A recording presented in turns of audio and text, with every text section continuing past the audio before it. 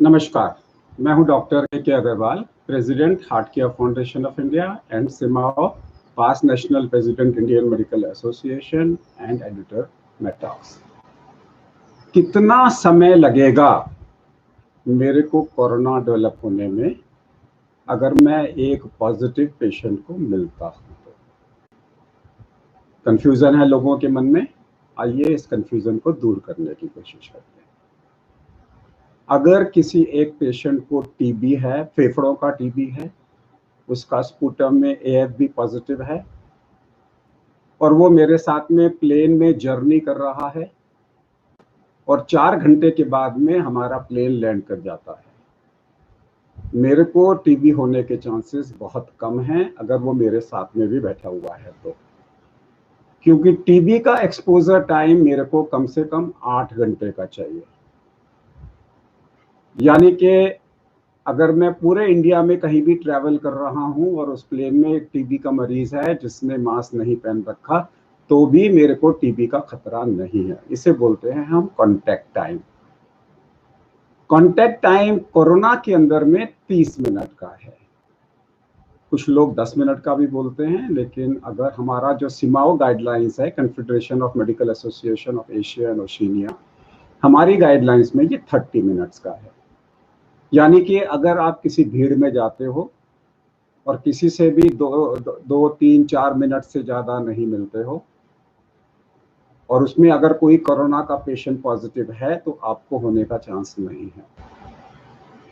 अगर आपको corona positive है और आप एक 100 लोगों की भीड़ में जाते हो और किसी से भी 2 मिनट से ज़्यादा नहीं मिलते, तो हो सकता है किसी को भी वो इन्फेक्शन ना हो, अनलेस आपने सरफेस पे रख दिया और लोग उस सरफेस को टच करें। हम सिर्फ ड्रॉपलेट टू ड्रॉपलेट, यानी कि we are talking about droplet infection which is human to human transmission की बात कर रहे हैं।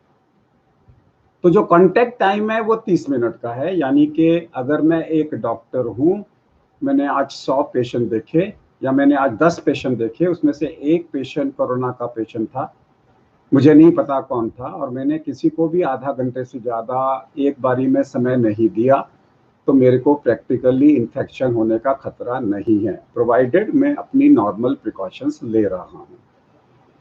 सो साइकेट्रिस्ट को अपना काउंसलिंग टाइम आधा घंटे से कम कर देना चाहिए।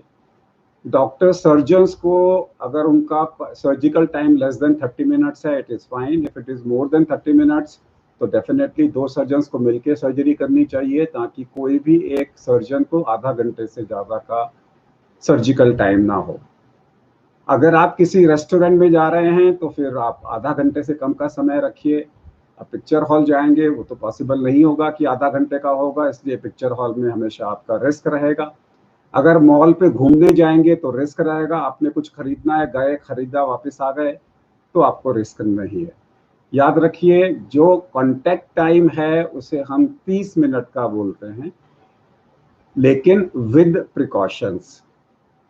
अगर आप मॉल में, आप बाकायदा मॉल के अंदर में जा रहे हैं, आपने मास्क पहन रखा है, और मास्क पहनने के बाद में अगर आपका कॉन्टैक्ट टाइम वहाँ पे visiting line less than 30 minutes है और आपने हैंड वॉश की पूरी फैसिलिटी की हुई है, पूरी प्रिकॉशंस ली हुई है, तो आपको इन्फेक्शन नहीं होगा।